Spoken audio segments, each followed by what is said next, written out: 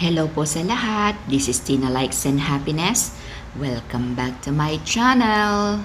For today's videos ay ibabahagi namin sa inyo ang DIY namin na tawagin nating kitchen organizer or in short, lalagyanan ng mga abubot. Bali yan, yung mga kahoy na gagamitin para sa aming DIY. Okay? Ikakat na ni Papa yung mga kahoy at pakikinisin na niya para mawala yung dumi at makita yung ganda ng kahoy na gagamitin. Ginamitan na lang niya ng machine na panglinis para madali daw siya dyan na matapos at may gagawin pa daw na iba. Ay wow, busy yarn. Hectic ang schedule. Ayan, tumayo na lang siya para makabuelo daw siya. Actually po, may working table naman po siya. Oo nga, bakit ka nandyan nagwo-work? Kasi daw po, mainit daw doon kaya siya dyan nagpwesto. Okay, fine. Nag-aalala pa pala siyang mangitim ang balat niya. Ay naku Papa, ay sadya na talaga yan maitim. Abe, kone, mag-kojic or mag-gluta ka kaya? Okay, sa puntong ito, medyo di kami magkasundo or di magtugma yung mga ideas namin. At pinagawa ko sa kanya yung idea niya. Pero di pumasa sa gusto ko. Kaya binago niya na sunod yung gusto ko. Ang hindi niya alam bago ko pinagawa sa kanya, nagawa na sa isip ko. Abe ko, di niya alam, napaniginipan ko pa yan. Ito yung kahoy na kasize siguro ng 2x2. Hahatiin na lang niya para yun ang ilalagay sa side. Ito yung advantage na kapag may gamit, pag kailangan mo na, may gagamitin ka kaagad.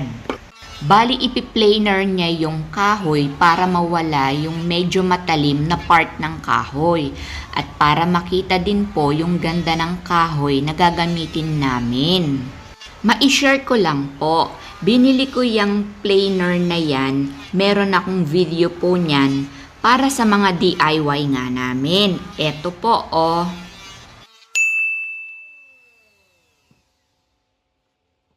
Mahilig talaga kaming mag-DIY ni Papa. Mostly sa mga gamit namin at yung ibang parte ng bahay namin, kami lang ang gumagawa.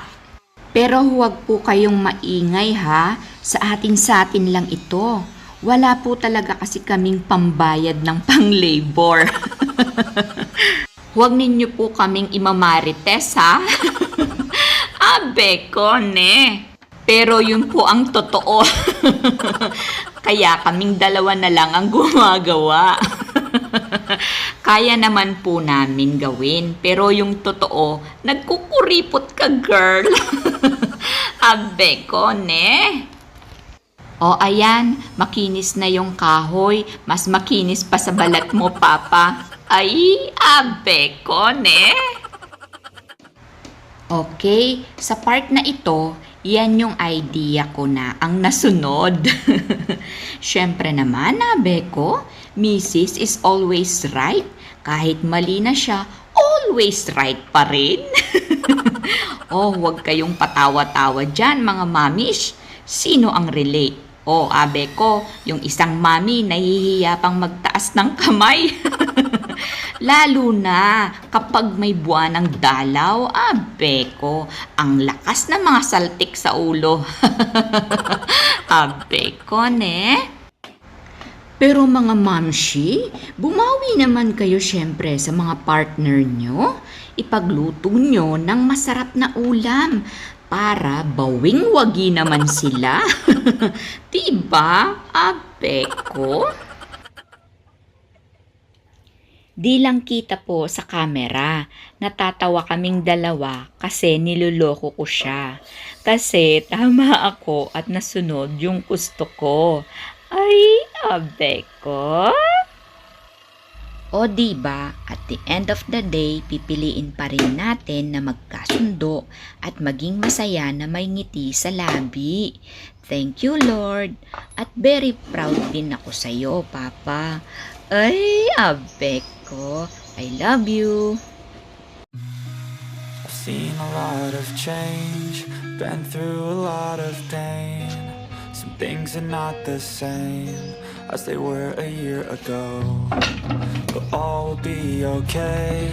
I move on each and every day. The past is where it stays, way back a year ago. I've changed for the better this time. I thought I would never be fine. I strive just to say I'm alright. Ayan, malapit nang mabuo.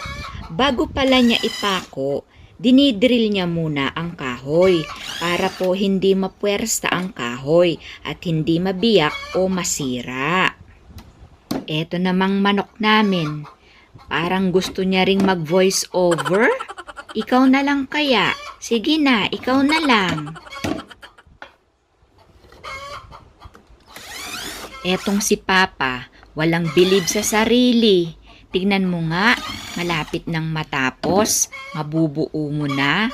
Kaya ako, bilib na bilib nga ako sa'yo. Ikaw naman, wala kang pabilib-bilib sa sarili mo. Alam mo, Papa, ikaw kaya ang jack of all trades ng buhay ko. Ay, abe ko, ne? Tignan mo nga naman, yung mga alaga nating mga manok. Sabay-sabay pa sila nagpapalpatok. Sumasang-ayon siguro sila sa sinasabi ko. O, diba? Ay, abe ko. Siguro sinasabayan nila yung pagpukpok ng martilyo mo. Naka-rhyme kasi. Abe, nakuha pa talaga nilang nagsabay-sabay Palpal-patok! Palpal-patok! Ayan, dyan ilalagay yung hinati na kahoy kanina. Gagawing sidings para magmukhang box siya. Para pag may ilalagay na, hindi mahuhulog. Napakahusay mo kaya, Papa. Ikaw lang kasi ang walang bilib sa sarili mo Tignan mo nga, matatapos na. Ay, kay ganda naman talaga. O, diba? Ay, abe ko, ne?